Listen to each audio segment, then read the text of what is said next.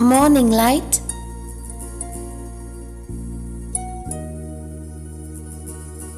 Numbers chapter 5 verses 5 to 7.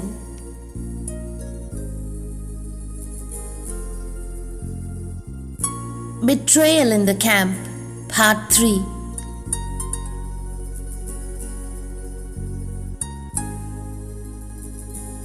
Now we come to the most important part. What does repentance look like today, now that Christ's sacrifice is complete? Under the Old Covenant, the process included sacrifice. Under the New Covenant, Christ has fulfilled that part completely. Scripture says we are sanctified through the offering of Jesus once for all. It says, by one offering, He has perfected forever those who are being sanctified. It also says Christ suffered once for sins. So we do not bring another offering to complete what Christ has finished. We do not add our works to His blood. But Christ's finished sacrifice does not cancel repentance. It deepens it. Under the New Covenant, repentance is not only a ritual to remove guilt. It is a heart turning that produces fruit. John the Baptist said, "Produce fruits worthy of repentance." That means repentance must become visible in changed behavior. A powerful example is Zacchaeus. When grace touched him, he did not only say sorry, he said, "If I have taken anything, I restore fourfold." Jesus responded with joy. Today, salvation has come to his house. Notice, restitution did not buy salvation, but it proved that salvation had come. It proved the heart had changed. Jesus also gave a direct command about relationships. He said if a person brings an offering and remembers that a brother has something against him, he must first go and be reconciled. The point is clear. Heaven is not pleased with worship that refuses reconciliation. Yahweh wants His house clean. That is why Numbers 5 and Matthew 5 agree. So, what should we do now in practical steps as new creation believers? We begin by asking Yahweh to make us realize. David prayed, "Search me, O God, and see if there is any wicked way in me." Hebrews says, God's word discerns thoughts and intentions of the heart. This is a serious prayer. It is not for the proud, it is for those who want to be clean. A practical way is to sit quietly before Yahweh and review life honestly. Has money, advantage, pride, or envy caused harm? Have words damaged someone's name? Has truth been hidden to escape consequences? Have people been used for personal gain? Then we repent in the heart. Paul says, godly sorrow produces repentance. Godly sorrow is not fear of being caught. It is grief that we have wounded Yahweh's heart and harmed His people. Peter said, "Repent that your sins may be blotted out." True repentance says, I was wrong, I harmed. I will turn, I will repair. We stop defending our sins. Then we confess to God. Scripture promises, if we confess our sins, He is faithful and just to forgive us and to cleanse us. Confession is not informing God. He already knows that we have sinned. True confessions means agreeing with God and accepting that we will not repeat the same sin again. It is ending self-deception. Then, when possible, we confess to the person we wronged and seek peace.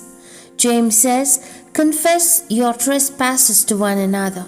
Paul says, as much as depends on you, live peaceably with all. This does not mean every situation is simple. Sometimes the other person may not respond well. Sometimes it may not be safe to approach directly. But the new covenant heart must not hide pride behind.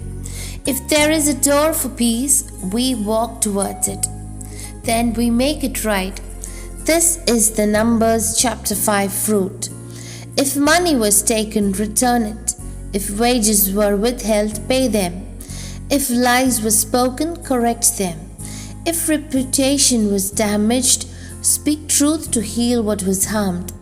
If time and labor exploited, repair it with humility. This is not legalism. This is love doing justice. It is Zacchaeus walking in the light. Finally, we walk in the new heart God gives. Yahweh promised, "A new heart I will give you, and I will put my spirit within you." We also do not call it repentance if the heart refuses to change. Now, he calls for a repentance heart that returns, reconciles, and bears fruit. Here is a heart-piercing warning, spoken in love. Many people want forgiveness without repair.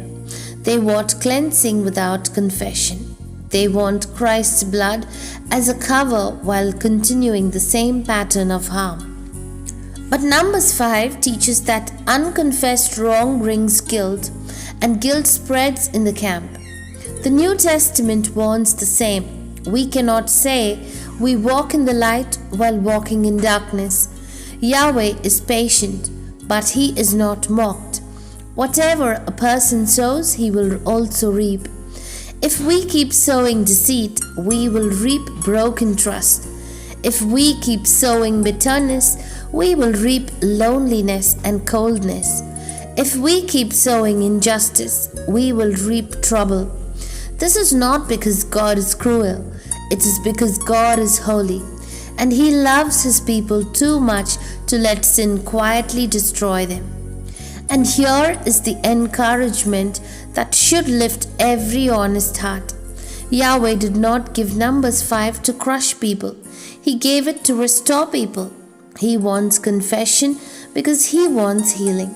He wants restitution because He wants justice. He gave Christ because He wants full cleansing. When we come into the light, there is forgiveness. When we repair what we damaged, there is peace. When we humble ourselves, there is grace. When we take responsibility, Yahweh lifts us. The cross is not only the place where justice was served, it is the place where the new life begins. Clean hands, clean hearts, honest mouth, and a restored fellowship with Yahweh and with people. So today, let the word examine us gently but truthfully. If anyone has been wronged by us, let us not delay. If anyone's trust has been broken by us, let us repair. If anyone's name has been hurt by us, let us heal. This is not weakness. This is covenant faithfulness. This is the life of the new creation. And when we walk this way, the camp becomes clean. Yahweh's presence is honored, and the name of Jesus is not shamed, but exalted in the world. Prayer. Yahweh, our Holy Father, we thank you that the sacrifice of Messiah is complete and perfect, lacking nothing.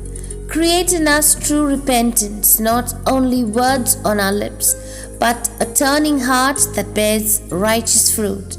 Search us, explore what is hidden, and give us courage to confess, to reconcile, and to repair that we have damaged. Remove from us pride, excuses, and delays, and fill us with the Spirit that produces justice, mercy, and truth. May the sacrifice of Christ make us clean in heart, faithful in relationships, and worthy of the new covenant life you have given us. In Christ's name, Amen.